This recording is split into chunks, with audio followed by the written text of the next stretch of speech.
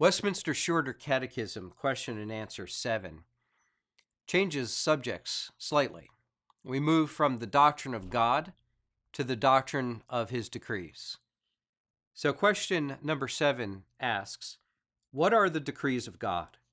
The answer is the decrees of God are his eternal purpose, according to the counsel of his will, whereby for his own glory he has foreordained whatsoever comes to pass. This is by the way, a common theme that you're going to find throughout the Westminster Shorter Catechism. And you'll also find it in the larger catechism and in the confession as well, if you have an opportunity to read those. But it's the idea of the glory of God. We began these lessons talking about man's chief end as being the glory and the enjoyment of God. And that theme of the glory of God comes up time and time and time again throughout the Westminster Shorter Catechism. So keep a special ear out for hearing that word, glory, as you work your way through the Westminster Shorter Catechism. It's a very important term because the confession goes on, or the catechism goes on, and it explains that it is for the glory of God that he, God, foreordains whatsoever shall come to pass. Whatsoever shall come to pass. Now you may ask the question, where in Scripture is that taught about the decrees? And I'd like to share with you, although we can look at various Scripture texts, I want to focus on one text in particular, Ephesians chapter 1. And in Ephesians chapter 1, verse 11, it says this, "In him we have obtained an inheritance, having been predestined according to the purpose of him who works all things according to the counsel of his will." God works all things in accordance with the counsel of his will. That is to say, as the Shorter Catechism says it here, that he has foreordained whatsoever comes to pass. God from eternity past, even before creation, had a plan.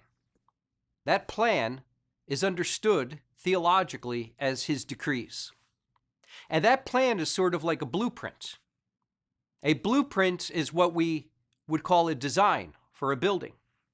And ideally, what is in the blueprint will become reality when the building is built.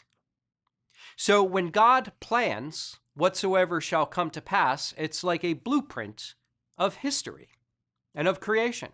What we would call history. Of course, it's not history to God because he's looking into the future. He's planning the future. He's ordaining the future. So God ordains whatsoever shall come to pass. He ordains it from eternity past, and what he ordains will eventually come to pass in time, in history, and in creation. And so what we find here is that God is the designer and the orchestrator, the one who gives meaning and significance to everything that comes to pass. It has significance, it has meaning because he has ordained it for his glory to come to pass. And that would include not only the big things, but the little things as well. So all of the great events, all the big events that happen in human history, God ordained for those to come to pass. And he ordained it from eternity past, before he ever created. Also, and in addition to that, the small things, the mundane things. Think about the most simple everyday things you do. What you did this morning, what you did this afternoon, or what you'll do tomorrow. Simply getting to work, or coming home from work, preparing dinner, or perhaps eating a meal. All of these things have been foreordained by God to come to pass. There is not one thing that comes to pass that God himself did not decree from eternity past.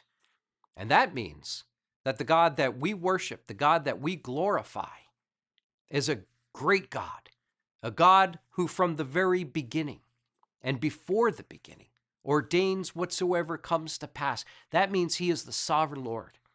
He is the sovereign Lord over creation, and over all of human and created history, from the largest things to even the smallest.